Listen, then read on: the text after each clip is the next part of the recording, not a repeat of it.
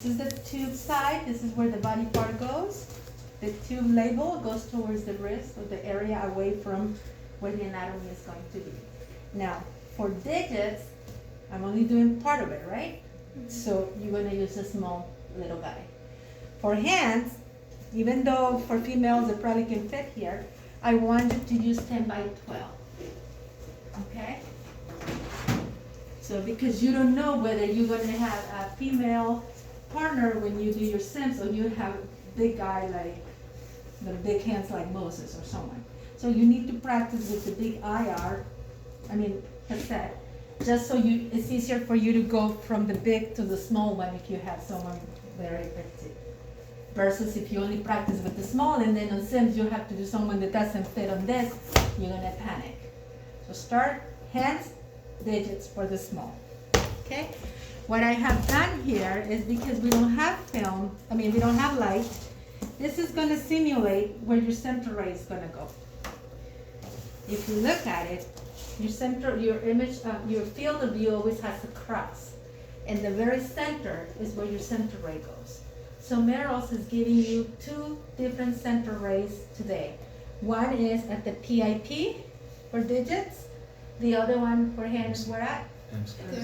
At the MCPs, right? The third or the second, depending on where it falls. So what I did is this. See how that matched?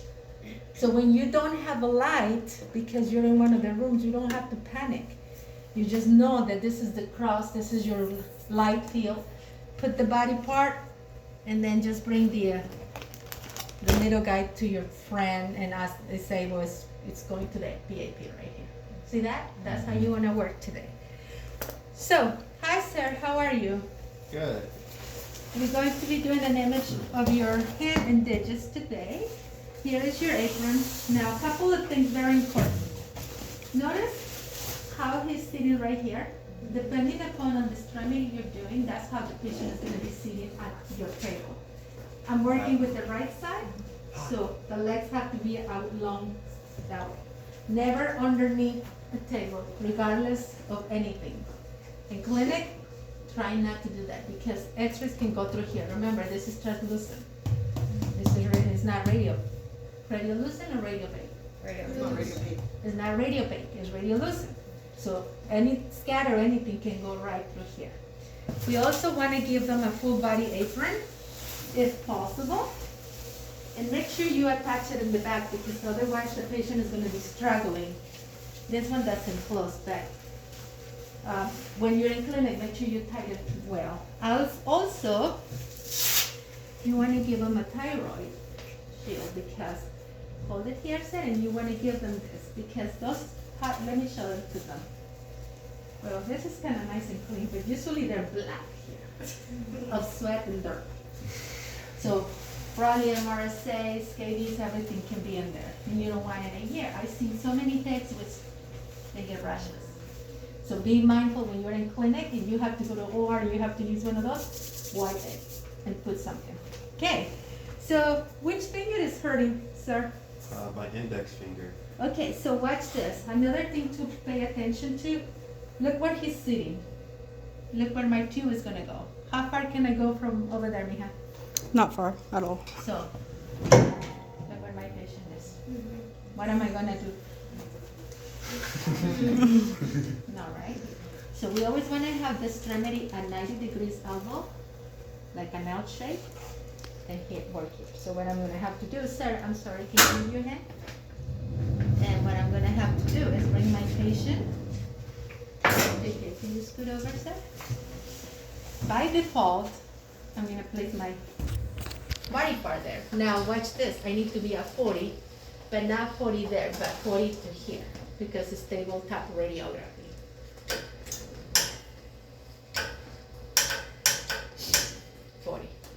Right here, okay? It's from the film to here. Now that I have that, I'm going to kind of eyeball when I am. And so I'm going to start off with, we have 4 digits, they use the same center ray, so I'm going to start with the index finger, okay? And what I'm going to do before anything, I'm looking at my square right here, and I'm going to put my nice PIP right in the cross. You see that? Next thing I'm going to do is bring my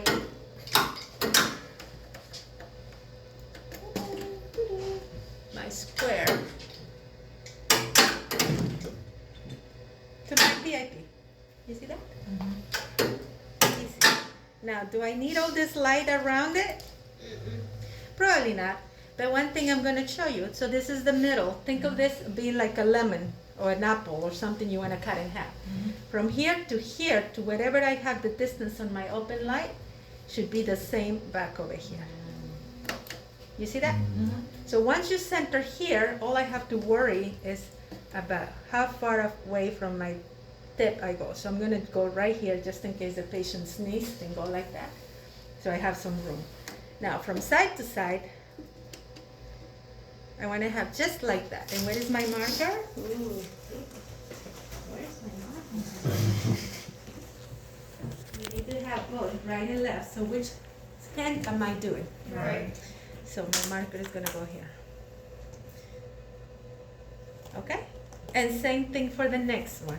So lift up a little. And then I put my PIP right in the center. Separate the finger a little bit. Beautiful. And so for the next one, because it happens to be that all of them have the same central right entrance.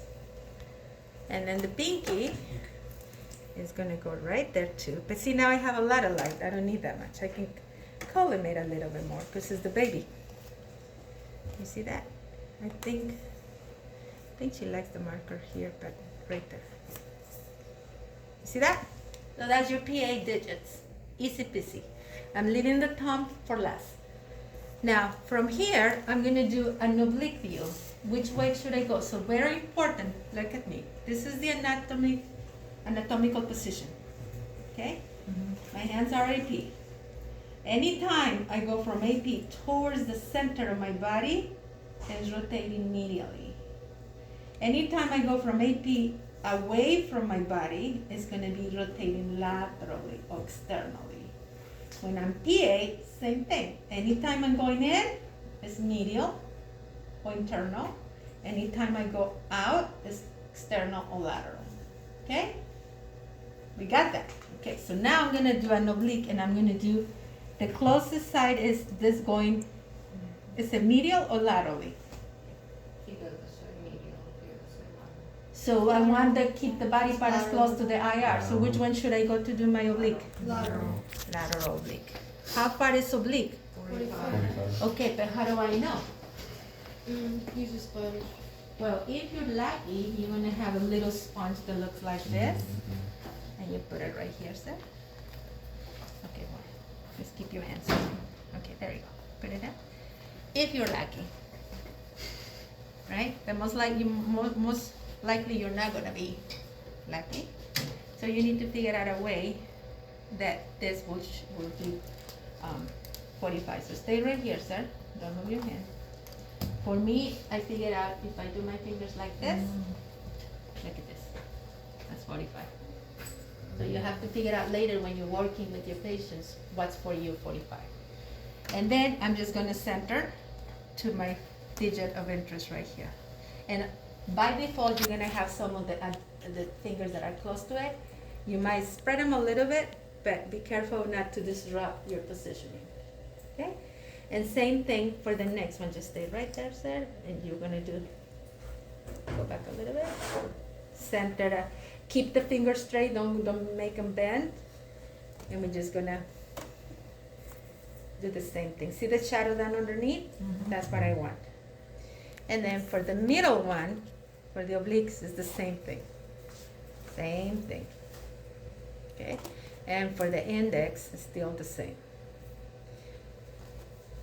Or maybe we can go closer to this one this way, like now. Same spot. Same spot. They're all third digit. So for that one, Ms. Rosa, it's okay to have OID? You In that will case? because as much as you can, that's gonna be Okay. as much. Okay? Now, go back flat.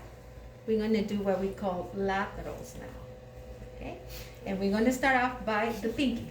So can you do a karate chop, sir, like this? Okay. And then can you bend these fingers for me? All the way, all the way, all the way. There you go. and I just bring this to exactly to my PIP.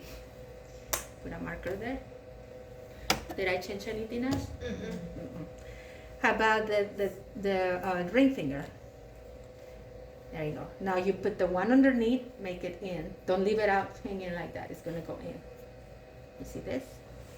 And luckily he's pretty good, but sometimes you can use something to push it away. Like maybe a pen, a piece of one of these guys, whatever you have in place. However, you have to be very careful. If you see any fracture here, a hairline fracture or anything of that nature, don't do that push, because you're just gonna dislodge that fracture. So you work with your tech, depending on. Give me the third digit. Could you use tape too? Yeah. To hold back? And this is the bad one. This is the easy one to do. And everyone is expert on this one. Not only just keep it at the PIP. Now see, look at this here. How about my collimation? Open it up. Now you gotta pay attention to that, because now you have to open it up. Because you want, what if he's like, and moves? It moves out of me, so I have to give him some wiggle room. But don't do this like that. Okay? Even if the text says, open it up, you just go, okay. Because they're gonna tell you, open it up, open it up. It's better, just in case, okay? Now, how about the index finger? Should I do the lateral like this? Look at all this LID. No. So Turn this it. is the one you flip over. Look at that. And still, we're gonna be careful. We wanna still keep it at what's the name of that joint? PIP. There we go. Lovely. Okay? So now we're done with the digits. Now we need to do the thumb. So the thumb, because not only his appearance is kind of unique, it has its own views specifically. So we have, again, a PA, a lateral, and oblique. Those are the series, all right? So when you place the hand right in the center at the MCP, what happened to that nail? It's oblique.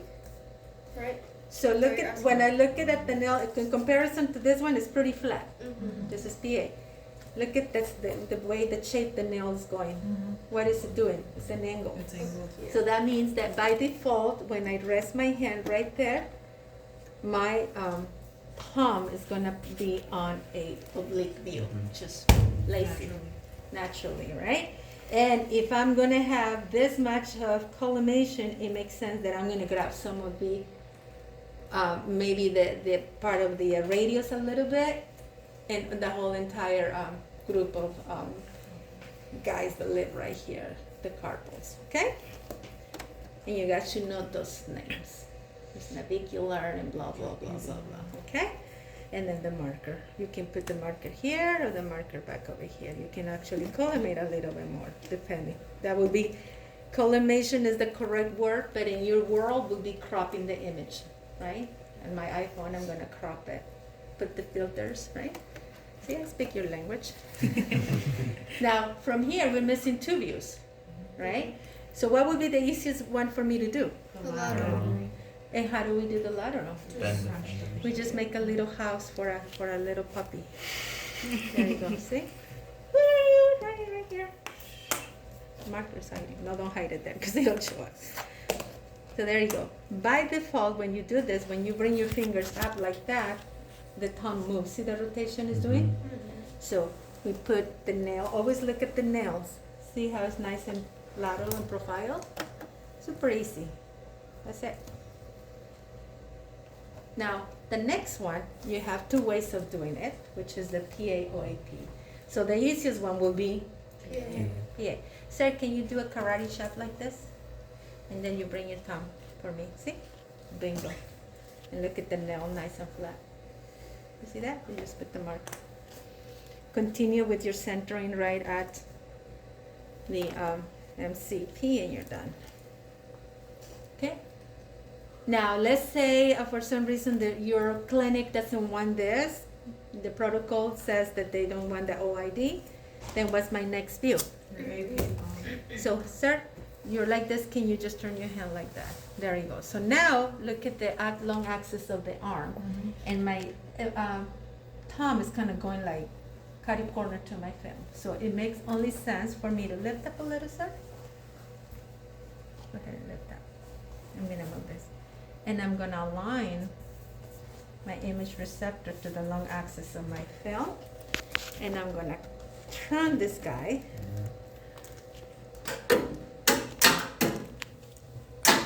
Over, so everything matches the same. But what I'm doing here is the patient now, if I have it like this and doing that is very uncomfortable, so he needed to straighten up his hand. So therefore, I'm leaving this to last because it's gonna mess me up from the others. So, but there you have it. Now, notice how he's kind of tending to rotate the finger a little bit, the thumb. So you have to make sure that it's not. But you also have to make sure that this is not overlapping your joint, because it could appear over your joint. So there you go. Okay? So that's AP thumb. Because if you think about it, the X-ray is coming from the AP portion. Okay? Thank you, sir. Relax. Any questions so far? Pretty easy peasy, right? So far we have used the PIP and the MCP joints for the digits. No big deal. Now I'm gonna switch this